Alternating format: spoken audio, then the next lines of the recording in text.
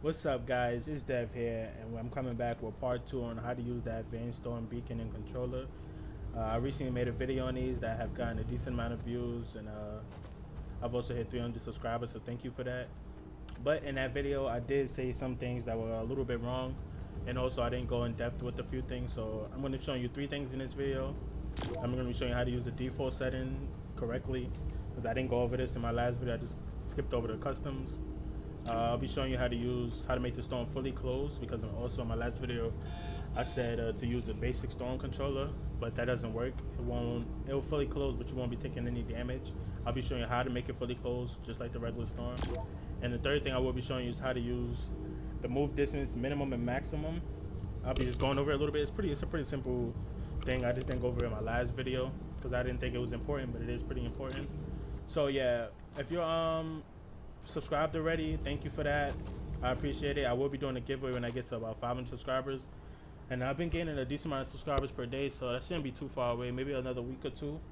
But whenever I hit that, we'll be doing a giveaway. So if you're watching this video and you haven't subscribed yet, subscribe, like, and let's get into it. So the first thing you want to do, the first thing I'm going to explain is the minimum and maximum, since that's the easiest and the most simplest thing. So for the minimum, that's just how the minimum distance it'll move the storm. So if you put it to 0, the storm won't move at all. It'll just stay where it's at. But if you put it to 5, then that's the shortest it can move. So, and if you put the maximum, I recommend don't go on over 40. That's like the highest you want to go. If you go over 40, it'll for some reason it'll glitch out and then make it go out of the map, which will just could completely ruin the map, ruin your storm. So what you want to do is put it to you can put it to 5, 20, just put it anything under 40, and the max I will put is 40. You can put this also down also if you don't want it to move too far, but I recommend like 10 and 40, or 5 and 40 if you don't want it to move too far if you have a smaller map. But yeah, pretty much the minimum is how small it'll move. So let me just show you this real quick. I'll just put the radius to 10. Oh no, sorry, right here. Alright, as you can see, this one is 20 meters. That's how big it is. This is how much room the storm, if you put it to minimum, this is the minimum it will move. So pretty much double. That's why I put the minimum to 5. So sometimes it will move more. So it could move between 5 and 40. So it can either move 5, 10, 15, 20. It will move any distance up to 40, and the lowest it will move is 5. That's why I recommend putting it to those numbers. Or you could put 10 and 40, like I said. Or if you have a smaller map, then maybe put it to 5 and 20. So half it. But yeah, that's pretty much that setting. It's just how much it'll move. You only really need to use these settings when you're using the move randomly option on for customs, or if you're just using this in general. But yeah, if you're using move to beacon, then these are irrelevant. You don't really need these at all because it's just gonna move to the beacon, so you don't have to worry about that. And if you're using or don't override, it usually sits. It pretty much stays within your map. But if you're experiencing with it and it doesn't move in your map, then you could just play with these. But if you don't want to use them, you could just put them to don't override. But that's that. I just wanted to go over that real quick because I did it in my main video. Alright guys, so the second thing I will be showing you is how to make the storm fully closed. So what you want to do, you could do it on default or you could do it on custom. I'm just going to put it to default just for the sake of this video. So you put it to 20. I'm just going to start it on 20 meters. The delay time and stuff, this doesn't matter. I'm just going to put 5 seconds. The starting phase, put it to 1 or whatever phase you're using. But for the sake of this video, I'm just going to use 1. And then that's it. Now for this is phase 1, the end radius.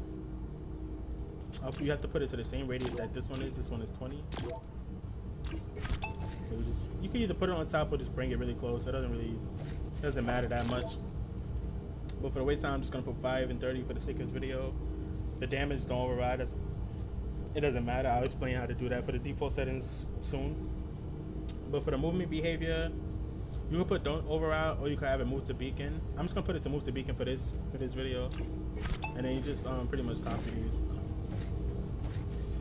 Actually, I forgot. Yeah, if you want the storm to fully close, it has to be. If you have it on default, if you have this on default, then this one has to be the last one has to be 9, because that's like just like the real. I'll explain it more in the next one because that's where I'll do the default settings. But if you have yours on custom, put it to whatever your last one is. But if you have it to default, then it has to be 9 because that's the last phase for the regular storm. So since I have it on default, I'm just gonna put it to 9, and then put it to don't override. Now for the one before that, which would be 8 in this, you have to put it to 5. If you put it to anything other than that, then it's gonna just confuse it. So you just put it to 5 meters, and yeah, you leave everything else. Or you can change up all other settings though, but you always want this to be 5, and for the last one, you always want it to be 9 with don't override. And then this one, I'll just put 7.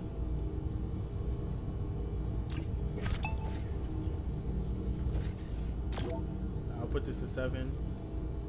And then same thing, these settings don't really matter. As long as this one is, as long as the last two are 5 and don't override. You always want those to be like that.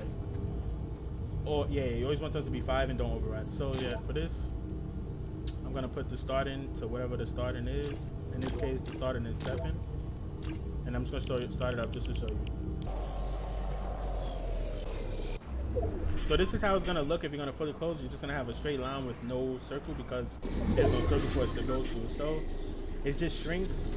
It'll slowly shrink. After 15 seconds, it'll fully close, and then you have pretty much after 25th second, you'll die, unless you have like campfire or slurps or anything like that. But this is pretty much it. The storm is fully closed now. I will show you a glitch that it does have, but you won't even be able to get to it in a real game, so you'll still die, or you'll be eliminated before it even gets to the end point.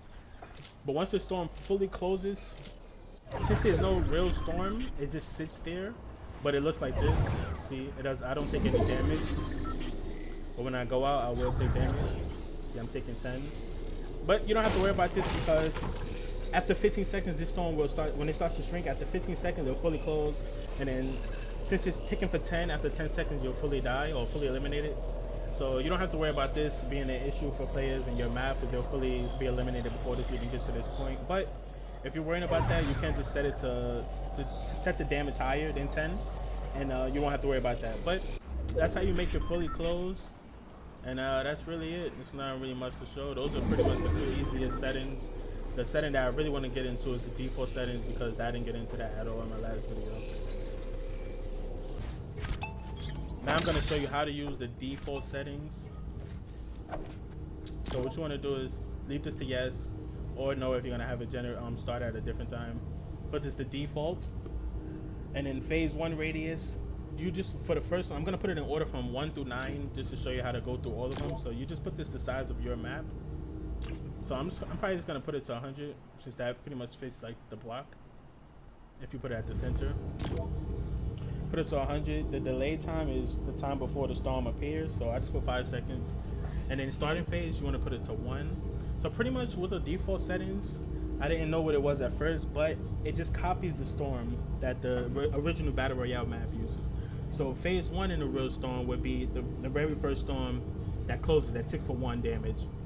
And then phase 2 would be the second one that closes to even shrink even more. The third one would be the even smaller one, and then the fourth one is the final storm before it starts to move. Before it starts to move. So if you wanted to start at that phase where before it starts to move, you would have it on 4, and if you want your map to start with it moving, you put it to 5, 6, 7, 8, and 9. That's it. 10 plus doesn't work for default. It goes up to 9. 9 is the last phase, because the 10th phase is the fully closing phase, so you don't have to mess with that. That's why when I said to fully make the map close, you just put it on to 9. So for this video, I think now I'm just gonna start it at 1, but I'm just gonna speed it up. I'm just gonna do a time lapse and just show it moving. But yeah, you just put it to start in phase 1, and everything else you just leave. If you want the storm to move around outside of the original storm when it gets to the end radius, the last 5 storms, you put this to yes. If you wanted to just stay in shrink, then you just put no. But yeah, so you just press yes on that, and those are the settings you want to use. And then for the first beacon, you want the phase to be on 1. And I'll just copy real quick. 1, 2, 3, 4, 5, 6, 7, 8, 9. Now for these, it doesn't matter where you have the storms at. They could be just like this and it will still work. The only time you want to really move these storms around and play with it is when you have it on move to beacon. So in this case, we don't have that. So for the end radius, you want it to be the same one as this for the first one, so just put it as 100. For the wait time, I'm just going to put 5 and 30, since those are the smallest we can do for this video.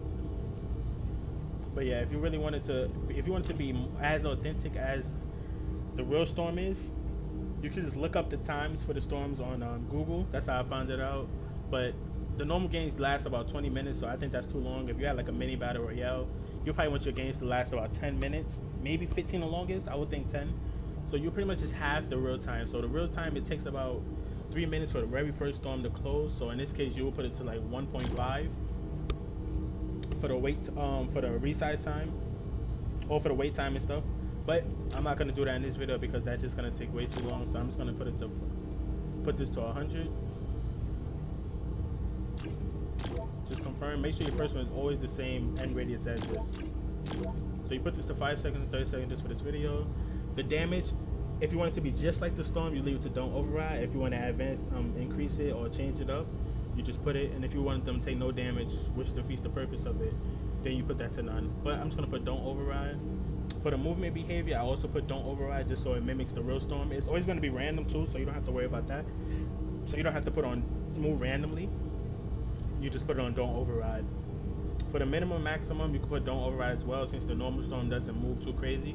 But if you want to edit that, you can edit that. So yeah, that's just the settings for that.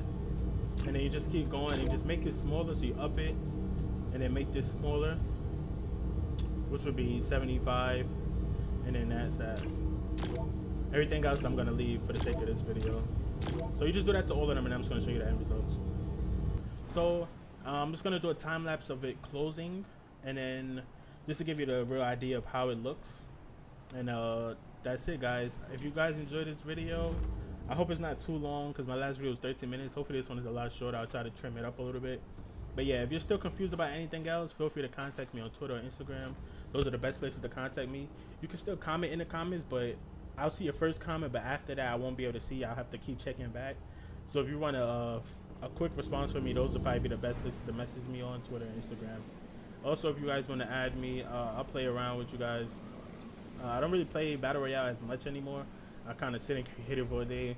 But you can add me on Instagram, on PSN at YOUNGE-D, which is right there in the top left. Or you can add my Epic, which is Dev with spaces in between. So I mean with dashes. So D dash, oh space D. You could just, I'll put it in the comment section. It's in the description. I'm just rambling right now. I'm pretty tired.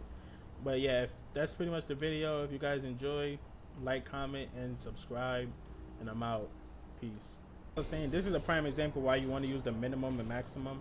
Because when you don't, then it goes like far like this, and nobody's gonna run that fast. So yeah, that's exactly why you want to use the minimum and maximum, so it prevents stuff like that.